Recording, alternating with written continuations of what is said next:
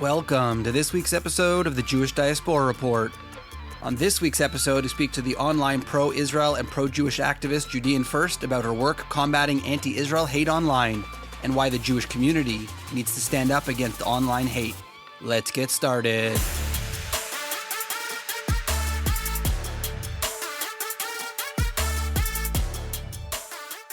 Welcome to the podcast. What I was hoping to get first is briefly, what is your background with Judaism and growing up, and how has it changed today?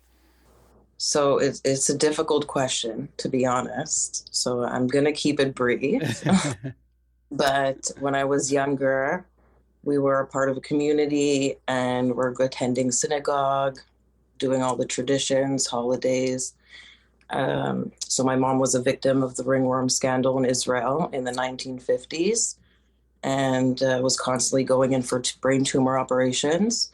Me and my siblings were cared for by different relatives or family friends. We were separated a lot. So when my mom was in the hospital, we didn't attend as much or be as involved. And then when I was in high school, my mom went for an operation. At that point, when she came home, she was struggling with her Judaism, and we really pulled away from the community.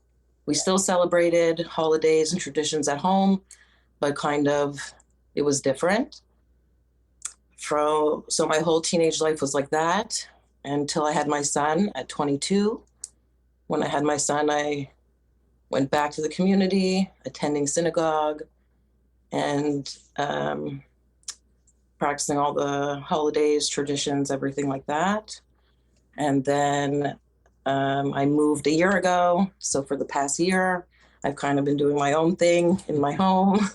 I haven't found a synagogue that I feel at home at, and that's where I'm at now. Amazing. What initiated you to become a social media advocate for the Jewish faith and for standing up for Jewish beliefs online in Israel? How did that come about somewhat recently, or was it sort of always in your blood? So it's definitely been always in my blood, but more on a minimal level. So I've done things outside that I've never really said on social media. Like I used to do a Jewish girls group for troubled teen youth. Wow.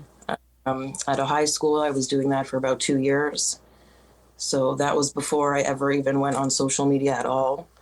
So I've always been, and I've always been known to have a mouth. Anyone that's around me, I'd be at one table, someone would be at another table, I'd hear something, and I would be the person to actually go to the other table and be like, excuse me, no. That takes a lot of guts. So anyone who knows me knows that I'm very outspoken.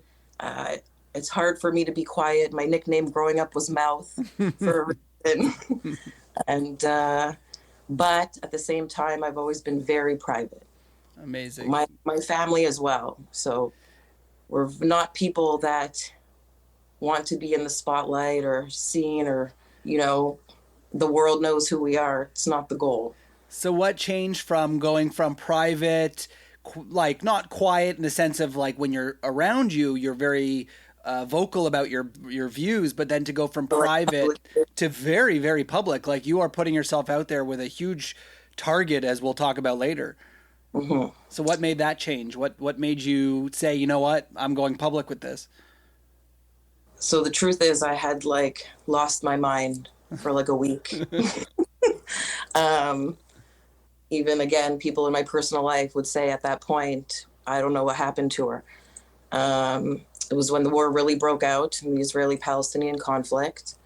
And I was looking online, seeing crazy anti-Semitic language, and it was just not being stopped. People were loving it. Every day it was getting more and more. I was seeing it every day. Then I would see it in my own neighborhood, streets I grew up, roads I grew up in, seeing these rallies. I was sitting outside my house one day. I seen cars driving by with the Palestinian flag waving. I'd never really experienced that in Canada. Mm-hmm. So I was like, and I was hiding things for that week. I told you I kind of lost it. I was putting my stuff away. I was taking my Jewish symbols, my menorahs, my flag, everything, my Torah, and I put it away in a box. I was hiding it. I was actually very scared. Everyone was telling me, well, you're freaking out. It's nothing, like nothing's going to happen. It's fine. And yeah, after a week, I was like, what am I doing? Like, this is not how I was raised. It's not who I am. It's not the family I come from. I took all my stuff out, put it out, and it's been out ever since. So that's pretty much the story there. And then you created an Instagram account, I guess, to try and take that empowerment and go online and try and...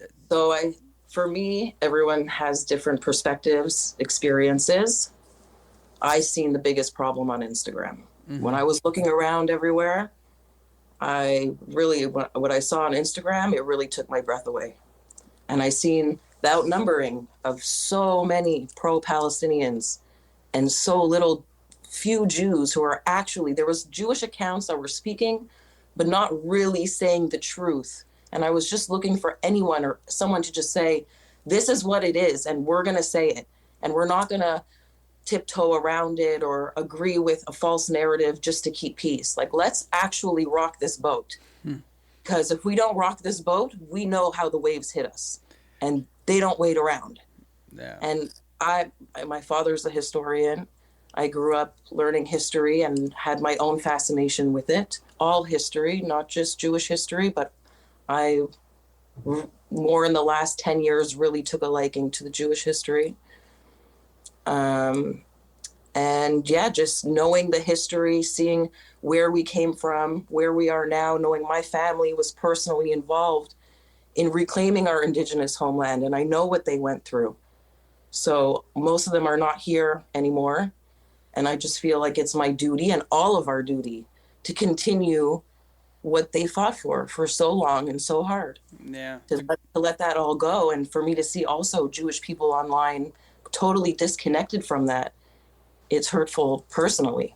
Yeah. No, I can definitely see that. On our last podcast, they were talking about how there's always been a gap from everyone knows about the ancient Israelites when it comes to, the Torah and the stories and the Maccabees and so on and so on. And then we somehow get to 1948 as if these thousands of years never happened and we just pretend it never happened, and that the Jews sort of disappeared and then reappeared somewhere. And it's such a false narrative that in her argument, she talked about how it's the Jewish groups that are letting us down, or even the Jewish people that aren't online like you are, who are not going out and being active and saying, no, this is not true, and putting out the facts. And I guess that kind of leads us into our next issue is what have you found challenge-wise with trying to put out the facts? And we can go in, I know there's a lot of things that you would love to discuss, you and I have talked about in the past, but the safety issues, the banning issues, the shadow bans for spreading the truth, but then someone marks it as not truth, so therefore you get banned. What are these issues that you're facing with trying to put out a message online? So I guess, the first thing would be safety. I think was my first hesitation to open up this account, and really trying to figure out, before even putting one thing out there, how am I going to navigate my safety and my family's safety, and am I ready for what I'm willing to put out there? So clearly I am. No one's unstoppable, no one's untouchable. Technology these days, people can find out where people are. At the end of the day, I'm more scared not saying something. So if I'm going to sit here and be quiet, I won't sleep. Wow. So that when it comes to navigating myself through Instagram, it's a really hard question, because I've been on for over a year and it changes. So consistency is easy to follow and figure out and say, how can we navigate through this where we're really heard and not shadow banned, restricted, held double standards, where people could literally wish death upon us, the end of an entire country, saying slogans that we all know are death chants, that just are common phrases now on social media. So letting those go, it flourishes, anti-Semitism increases. For us to speak the truth and say a phrase as there was never a Palestinian ran territory, that's a problem. And I can see how some people can find that offensive, but it's the truth, and as I was saying, with how Instagram changes, it's all algorithms. More than 50% of who you interact with are bots. Like there's so many threads of different things going on. It's hard to explain, but there's no consistency with Instagram. So what they'll restrict you for 1 week will not be what they're going to get you for 2 months down the road. It's not what they're going to accept on the other. So for me, it is really challenging to know what to say. When can I say it? How can I say it? When their algorithms and their checking is always changing. Yeah. I mean, and I hate to say that with a lot of these groups, Instagram, Facebook, whatever, a lot of it ends up being user reported, and you have become, unfortunately, a target. It's funny. I noticed a few of your posts. I checked them out, and a lot of the likes and comments and stuff seem to be either, anti-Israel people. I hate to call them pro-Palestinian because usually they're not pro-Palestinian, they're anti-Israel. But so there's a lot of anti-Israel people on your thing. So of course you've become a target. So like almost. I can't even imagine what your DMs look like. Yeah, the comments on the post is like 5%. That's the light version, the stuff they're willing to say publicly. I do remove a lot. I don't leave. The only reason I'll leave it on is if I think it's educational for somebody else, Jew or non-Jew, to come across my page and read that conversation, and maybe they'll get something from it. But pure hate, garbage, ranting back and forth, which will happen, I do remove that because I do want it to be a place that Jews can go and laugh, learn, and feel connected. Yeah, that's great. No, for sure. And it's funny that you, on our account, we choose usually, unless it's like full out hate, which luckily we haven't gotten too much yet, we don't remove the things. But then it's funny because, if you do remove them, then you're seeing, you're just silencing the truth, you're silencing us, whatever. But then if you don't take it down, then you're just leaving hate up there, and you're kind of screwed either way. And it's a sad reality. They have more than enough, right? Yeah. It's sad. So as I was saying, like, it's user reported. So you almost, the minute you put something up, you've got followers that are obviously watching for your stuff, literally just to say it's bad. And like you said, how do you navigate this constantly changing? One day this is appropriate, one day this is inappropriate. And I know it's a system that just completely changes all the time. So for me, I always look for consistent factors when trying to figure something out, right? Yeah. That's how you kind of figure out how to combat that. Yeah. But when it's all over the place, which is a great tactic, it's very difficult. Yeah, I can imagine. And so there was a recent post that you had posted that you told me was taken down and you had gotten banned over, which I was restricted. Sorry. And I had last warning for a ban. Almost at a ban. Almost. I've been restricted and shadow banned, but I think everyone gets shadow banned at some point, even for saying anything, at one point. Yeah. Even controversial pages will get shadow banned. It's crazy. I was thinking about that post where when I saw the video, it was literally just facts. Like, it was literally you with a bunch of facts that were historically accurate, and then it got banned or asked to be taken down or removed. And then meanwhile, you then the next post posted like a bunch of anti, hope you die type comments, and those are like, no, that's fine. Like, there's nothing wrong with that. And there seems to be, like you said, no consistency, but this almost seems like they purposely want the negative anti-Jewish message, and I just don't understand why. I mean, I know it sells money and all that stuff, but it just, you think sells, that's the popular vote right now. Yeah. You think by a little, by a lot.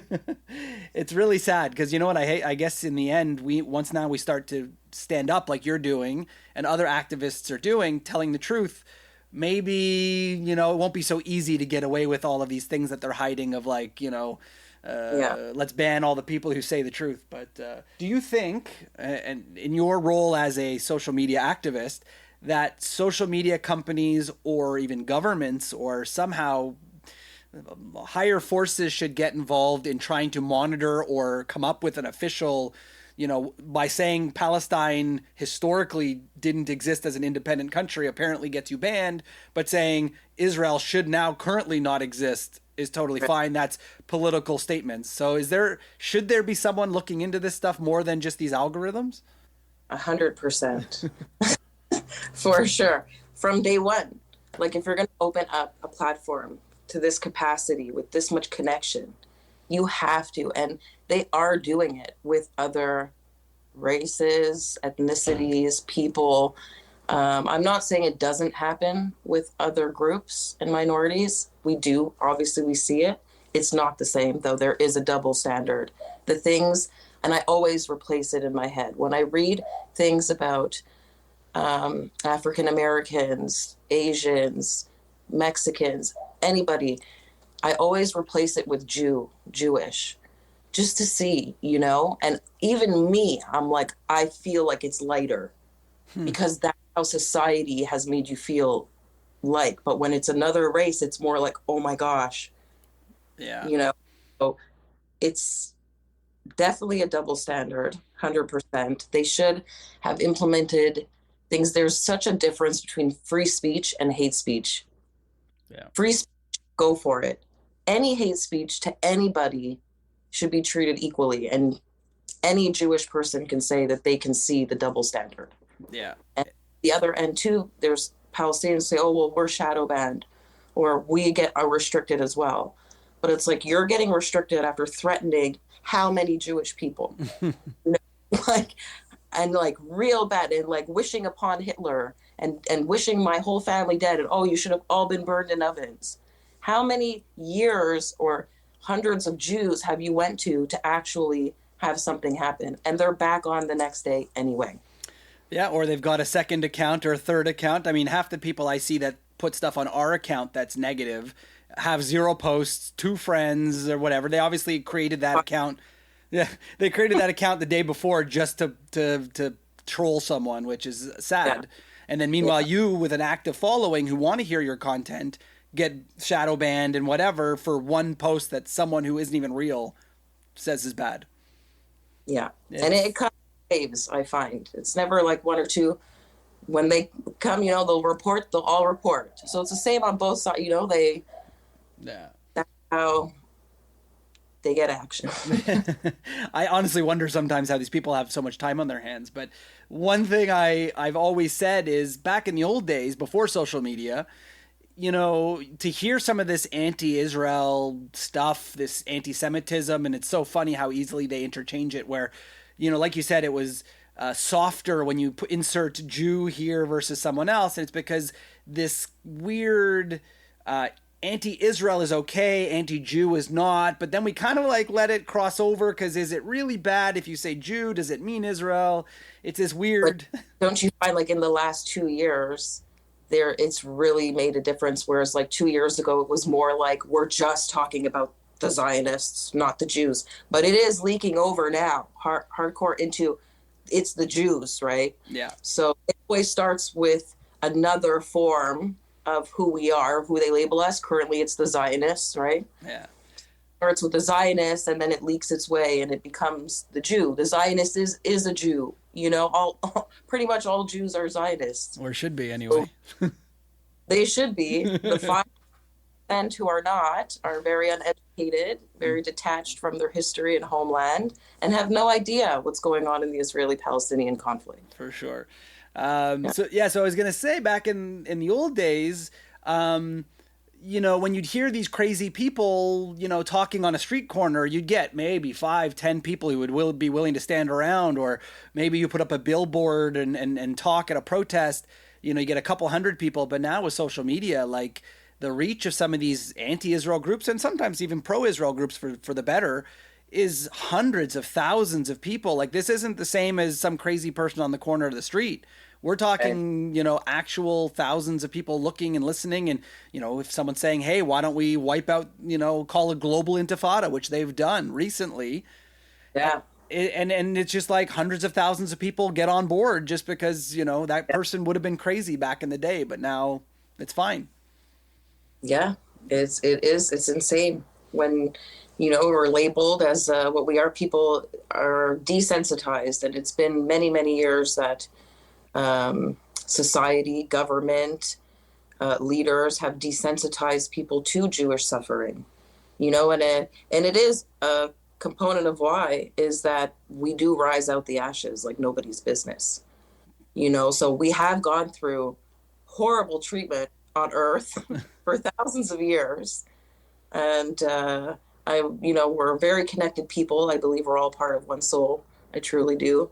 And I think we will, those who are connected, which it's not hard to do, being a Jewish person and to the land of Israel and your nation, we all feel hurt. It still hurts, and there's a lot of healing to do. But with social media, like you said, this is not just a street corner. This is a big battle. And at the end of the day, people would say, well, you're just on Instagram, you're just behind a camera. What are you really doing? But it's important, because that's where a big percent of the threat is coming from.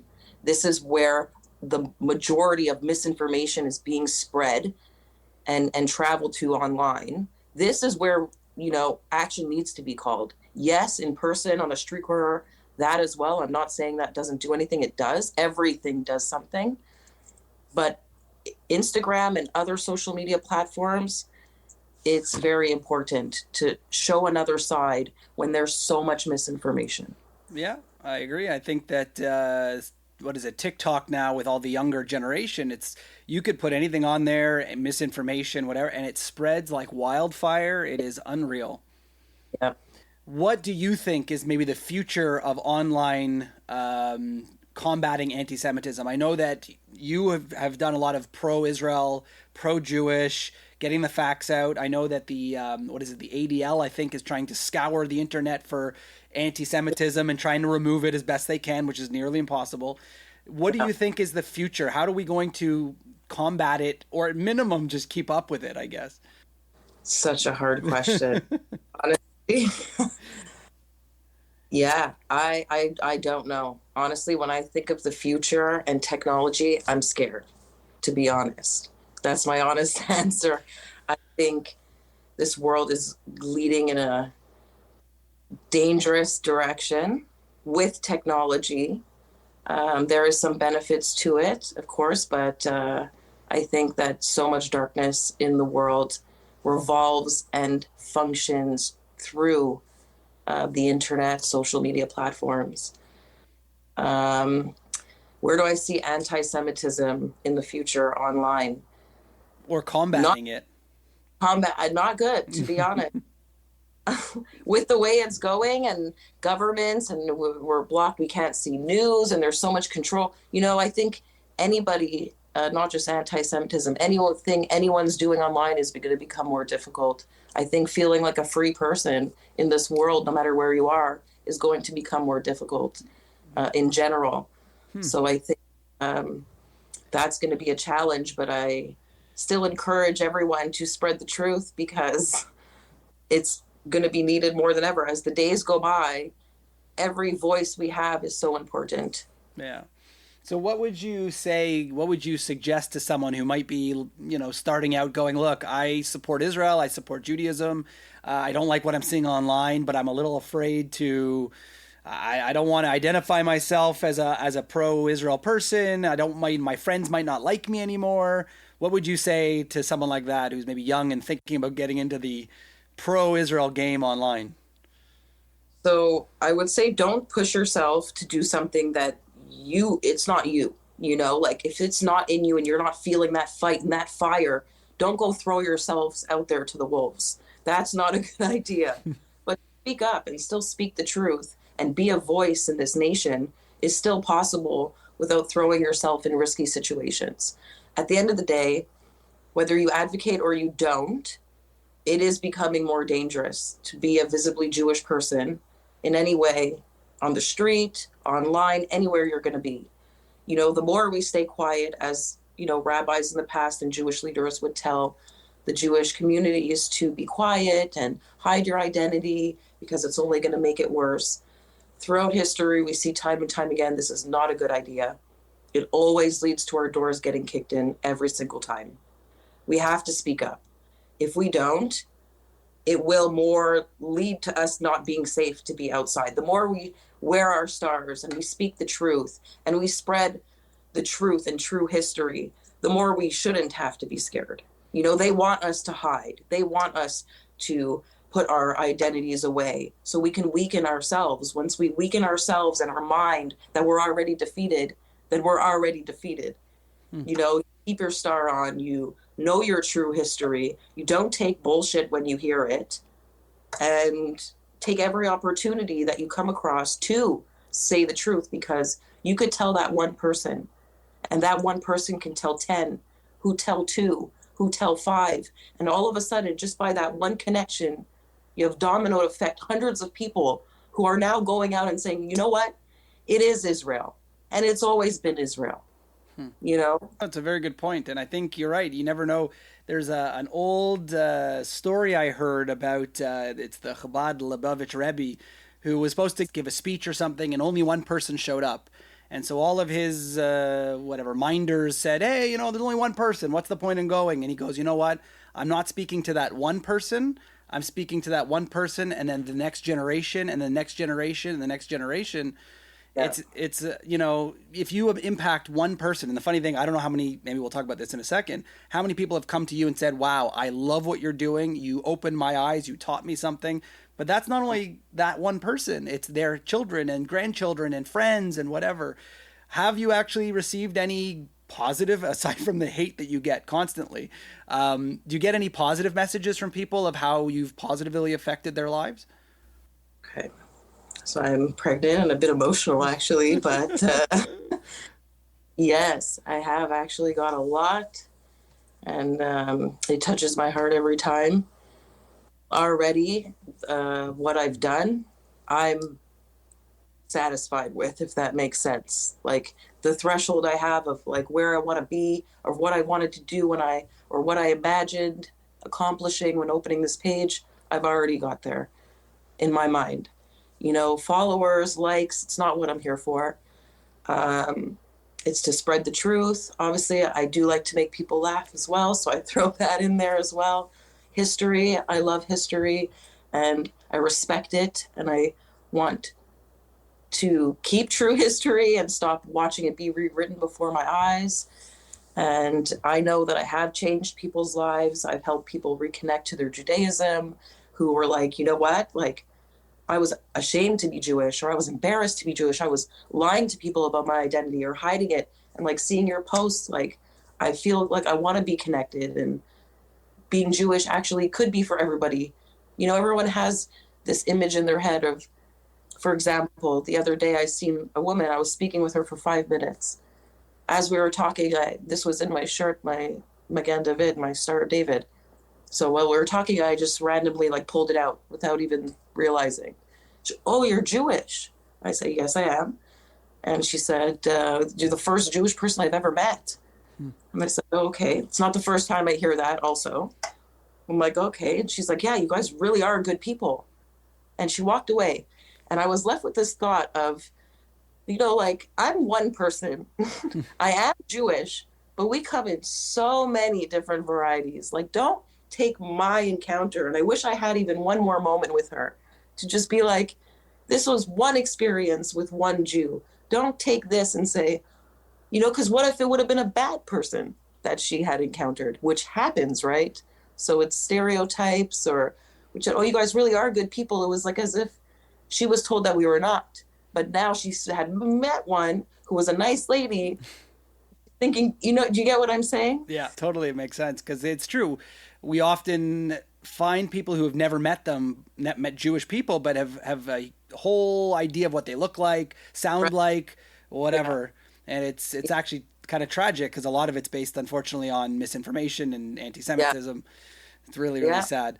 But, you know, some people, they're like, what do you mean you're Jewish? How are you Jewish if you're not like practicing? And I'm like, it's an ethno-religion. Yeah. You know, it's not Judaism and Jewish. It's the same. It's 2 in 1, obviously, but it has different definitions, right? Yeah. No, I think it's great. And honestly, the work you do, I laugh constantly. I show my wife all the time the post. I'm like, have you seen it yet? Have you seen Judean's first post yet? Oh, yeah, I just saw it. We love watching like the creativity and the stuff that you do. It's amazing. The history and the laughter and the pride.